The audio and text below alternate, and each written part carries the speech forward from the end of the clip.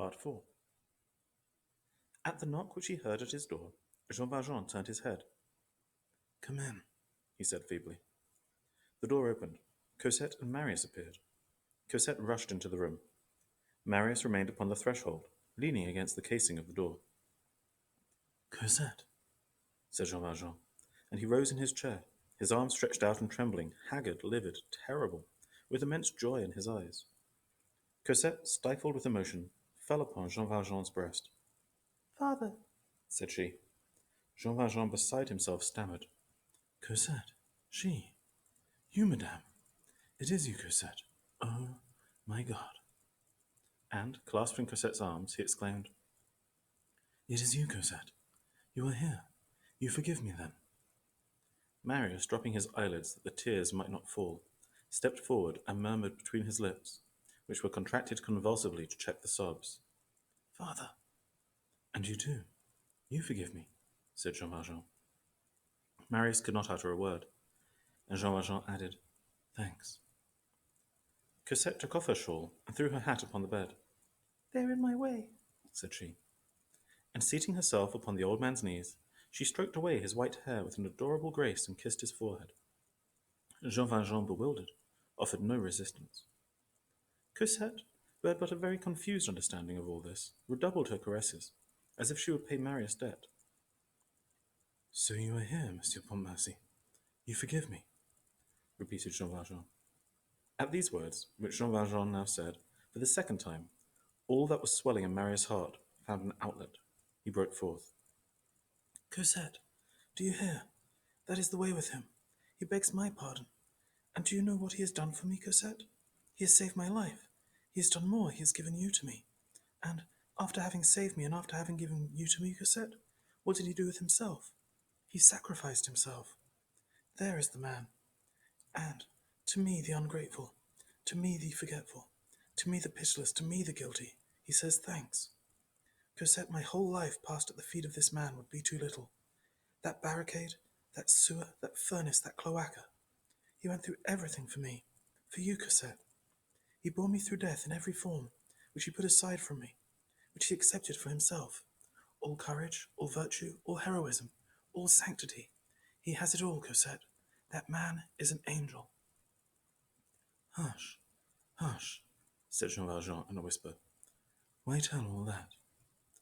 "Oh, my God," replied Marius. "When I think it was by accident that I learned it all. We are going to carry you back. You are a part of us. You are her father and mine. You shall not spend another day in this horrid house. Do not imagine that you will be here tomorrow." "Tomorrow," said Jean Valjean. "I shall not be here, but I shall not be at your house." "What do you mean?" replied Marius. "Ah, no. We shall allow no more journeys. You shall never leave us again. You belong to us. We will not let you go." "This time it is for good," added Cosette. "We have a carriage below. I'm going to carry you off. If necessary, I shall use force." And laughing, she made as if she would lift the old man in her arms. "Your room is still in our house," she continued. "If you knew how pretty the garden is now. The sailors are growing finely. The path is sanded with river sand. There are some little violet shells, and you shall eat some of my strawberries. I water them myself. And no more Madame, and no more Monsieur Jean. We are a republic, are we not, Marius?" Jean Valjean listened to her without hearing her. He heard the music of her voice rather than the meaning of her words. One of those big tears, which are the gloomy pearls of the soul, gathered slowly in his eye. He murmured, "The proof that God is good is that she is here." "Father," cried Cosette. Jean Valjean continued, "It is very true that it would be charming to live together. They have their trees full of birds. I would walk with Cosette. To be with people who live, who bid each other good morning, who call each other into the garden, would be sweet. We would see each other as soon as it was morning. We would each cultivate our little corner. She would have me eat her strawberries. I would have her pick my roses. It would be charming, only—" He paused and said mildly, "It is a pity." The tear did not fall. It went back, and Jean Valjean replaced it with a smile. Cosette took both the old man's hands in her own. "My God," said she, "your hands are colder yet. Are you sick? Are you suffering?" "No," answered Jean Valjean. I am very well, only... He stopped. Only what? I shall die in a few minutes. Cosette and Marius shuddered. Die? Exclaimed Marius. Yes, but that is nothing, said Jean Valjean. Marius, petrified, gazed upon the old man. Cosette uttered a piercing cry. Father, my father, you shall live. You are going to live. I will have you live. Do you hear? Jean Valjean raised his head toward her with adoration. Oh, yes. Forbid me to die. Who knows? I shall obey, perhaps. I was just dying when you came. That stopped me. It seemed to me that I was born again. You are full of strength and life, exclaimed Marius. Do you think people die like that? You've had trouble. You shall have no more. I ask your pardon now, and that on my knees. You shall live and live with us, and live long. We will take you back. Both of us here will have but one thought henceforth, your happiness. You see, added Cosette in tears, that Marius says you will not die. Jean Valjean continued to smile. If you should take me back, Monsieur Pontmercy, would that make me different from what I am? No. God thought as you and I did, and he has not changed his mind. It is best that I should go away. Death is a good arrangement. God knows better than we do what we need. There was a noise at the door. It was the physician coming in. Good day, and goodbye, doctor, said Jean Valjean. Here are my poor children. Marius approached the physician. He addressed this single word to him, Monsieur, but in the manner of pronouncing it there was a complete question. The physician answered the question by an expressive glance. Because things are unpleasant, said Jean Valjean, there is no reason for being unjust toward God.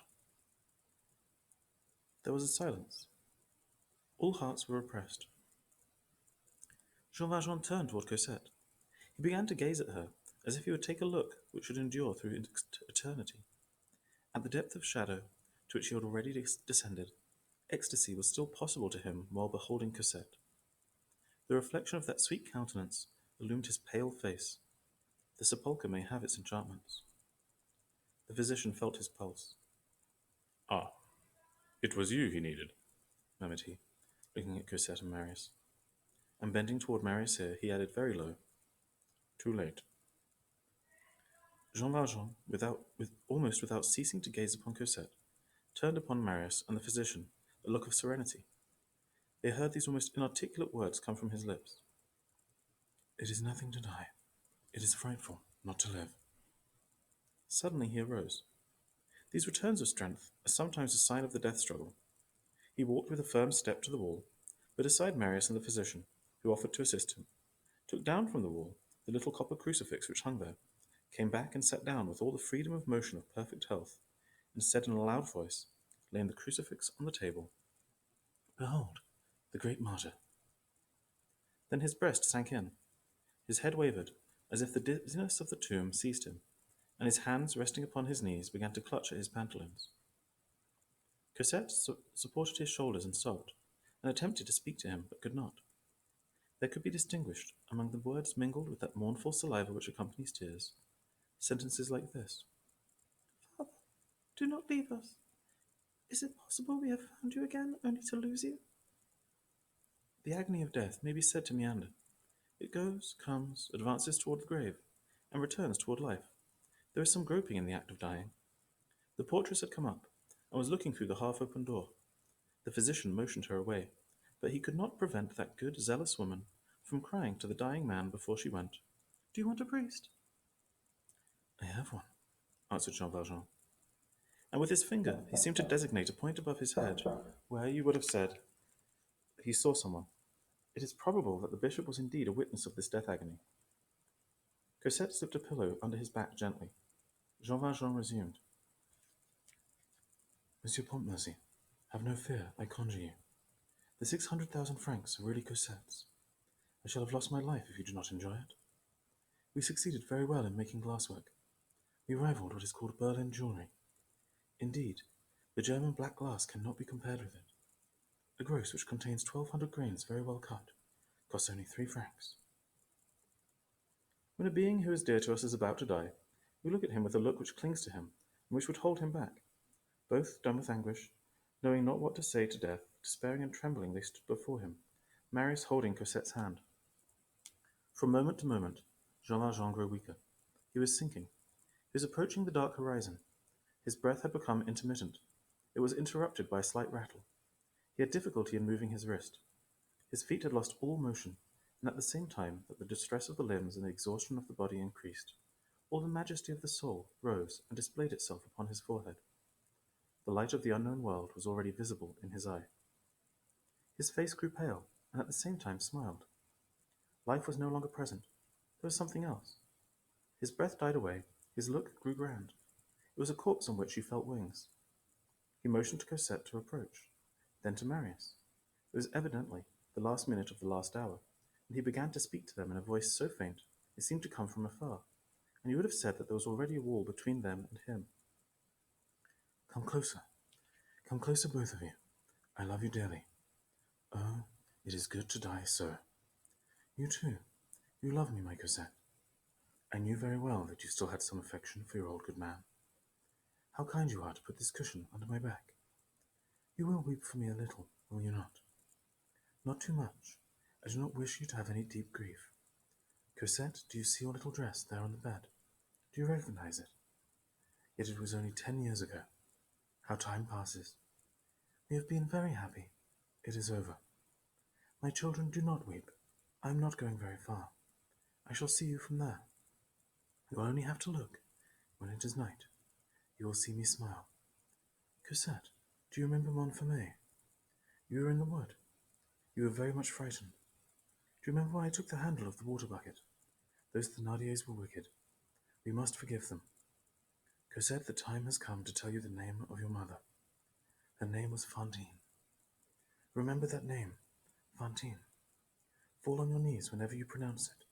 She suffered much and loved you much. Her measure of unhappiness was as full as yours of happiness. Such are the distributions of God. He on high sees us all, and he knows what he does in the midst of his great stars. So, I am going away, my children. Love each other dearly, always. There is scarcely anything else in the world but that, to love one another.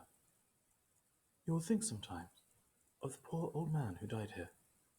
Oh, my Cosette, it is not my fault.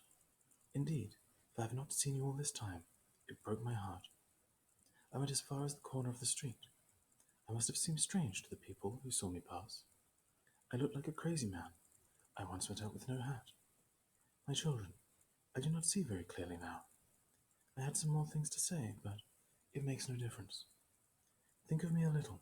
You are blessed creatures. I do not know what is the matter with me. I see a light. Come nearer. I die happy. Let me put my hands upon your dear beloved heads. Cosette and Marius fell on their knees, overwhelmed, choked with tears, each grasping one of Jean Valjean's hands. Those august hands moved no more. He had fallen backward. The light from the candlesticks fell upon him. His white face looked up toward heaven. He let Cosette and Marius cover his hands with kisses. He was dead. The night was starless and very dark. Without doubt, in the gloom, some mighty angel was standing, with outstretched wings, awaiting the soul.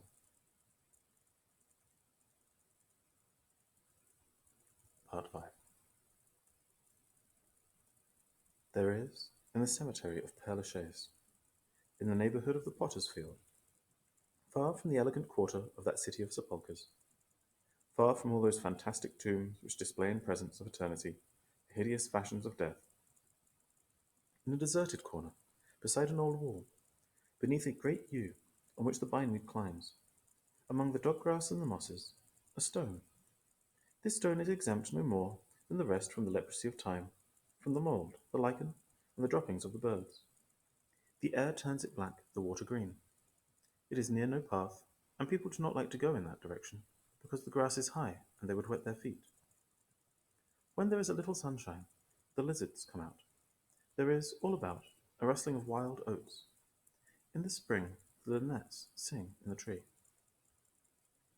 The stone is entirely blank. The only thought in cutting it was of the essentials of the grave, and there was no other care than to make this stone long enough and narrow enough to cover a man. No name can be read there. Only many years ago, A hand wrote upon it in pencil these 4 lines, which have become gradually illegible under the rain and the dust, and which are probably effaced. Il dort. Quoique il sort fût pour lui bien étrange. Il vivait. Il mourut quand il n'eut plus son ange. La chose simplement d'elle-même arriva, comme la nuit se fait lorsque le jour s'en va.